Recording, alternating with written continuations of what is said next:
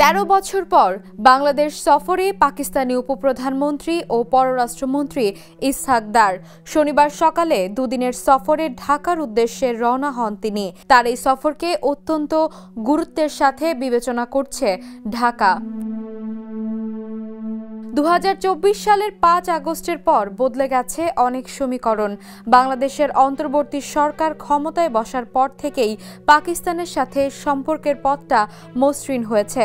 বাংলাদেশিদের জন্য on arrival visa সুবিধা সহ নানা পথে সম্পর্ক এগিয়েছে। এরই ধারাবাহিকতায় এপ্রিলে ঢাকা এসেছিলেন পাকিস্তানের পররাষ্ট্র সচিব আমনা বালোচ। এবার ঢাকায় আসছেন ইসহাক দার।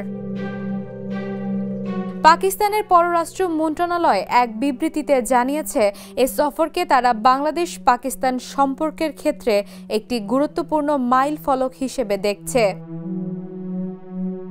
সফরের দ্বিতীয় দিন রোববার তার মূল বৈঠক হবে বাংলাদেশের পররাষ্ট্র উপদেষ্টা মোহাম্মদ তৌহিদ হোসেনের সঙ্গে। শুরুতে একান্ত বৈঠক এবং পরে প্রতিনিধি পর্যায়ে আলোচনা হবে। বৈঠক শেষে দুই দেশের মধ্যে 5 থেকে 6টি চুক্তি ও সমঝোতা স্মারক সই হওয়ার সম্ভাবনা রয়েছে।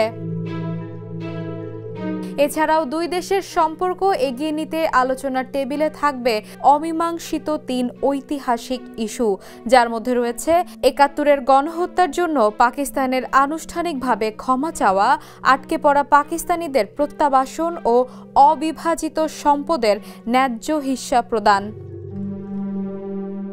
এছাড়াও বৈঠকগুলোতে দ্বিপক্ষীয় সম্পর্কের পূর্ণ পরিসর সহ আঞ্চলিক ও আন্তর্জাতিক বিভিন্ন গুরুত্বপূর্ণ বিষয়ে আলোচনা হবে।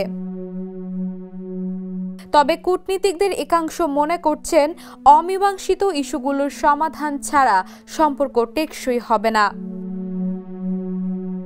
ওই দিন বিকেলে ইসহাক দার অন্তর্বর্তী সরকারের প্রধান উপদেষ্টা ডক্টর মোহাম্মদ ইউনূসের সঙ্গে সৌজন্য সাক্ষাৎ করবেন।